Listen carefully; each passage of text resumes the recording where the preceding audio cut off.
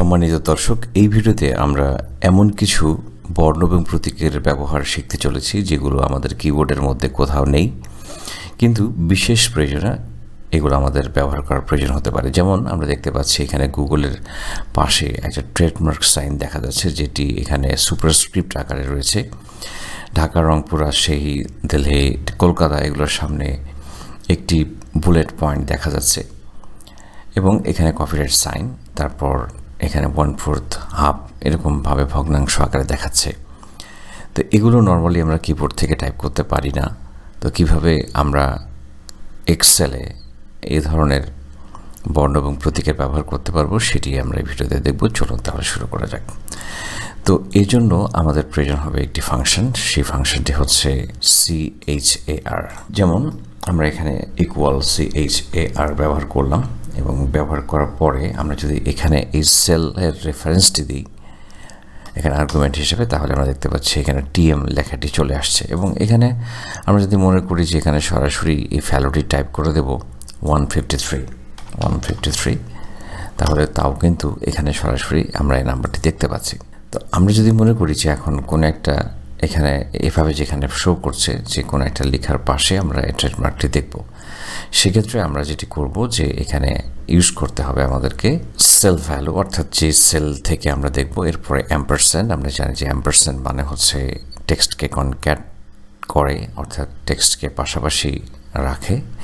এরপরে আমাদের যে ফাংশনটি ব্যবহার করব এটি ব্যবহার করে আমরা যদি ড্র্যাগ করি তাহলে বিভিন্ন সেলের মধ্যে আমরা ট্রেডমার্কটি ইউজ করতে পারবো। ঠিক একইভাবে আমরা যদি কোনো একটা বুলেট পয়েন্ট ব্যবহার করতে চাই, কোনো একটা লেখার সামনে এরকম ডিস্ক বুলেট পয়েন্ট, সেক্ষেত্রে আমরা এখানে এই কোডটি ব্যবহার করব 149। এবং কপিরাইট চিহ্ন যদি ব্যবহার করতে চাই তাহলে আমাদেরকে ব্যবহার করতে হবে যে নাম্বারটি, সেটি হচ্ছে 169। একইভাবে 188, 189 এবং 190 এভাবে যেটির জন্য যেটি কোড ব্যবহার করতে হয় সেটি ব্যবহার করব। যেমন এখানে আমি একটি দেখাচ্ছি যে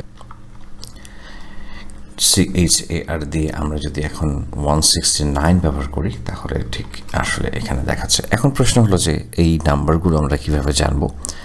তো এই জন্য আমি আপনাদের ভিডিও ডেসক্রিপশানে একটি চার্ট দিয়ে দিচ্ছি। এই চার্ট থেকে আপনারা আপনাদের প্রয়োজনীয় বিভিন্ন ধরনের বর্ণ এবং প্রতীককে আপনাদের চাহিদা মতো ব্যবহার করতে পারেন। যেমন ধরুন এখানে দেখা যাচ্ছে, ঠিক নিচের দিকে চলে আসে, যদি আপনি ট্রেডমার্ক সাইন এই যে দেখুন 153 দেখাচ্ছে। তারপর আপনি যদি কপিরাইট সাইন ইউজ করেন সেক্ষেত্রে কপিরাইট সাইনে 169 এখানে দেখাচ্ছে। এরপরে রেজিস্টার্ড যদি কোনো ট্রেডমার্ক ইউজ করতে চান 174।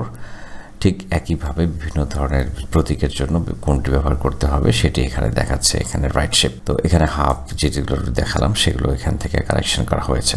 আশা করছি আপনারা ভিডিওটি বুঝতে পেরেছেন। তো ভিডিও ডিসক্রিপশন থেকে আপনি চাইলে ডাউনলোড করে নিতে পারেন। আর আপনার পরবর্তী ভিডিও দেখার আমন্ত্রণ রইল।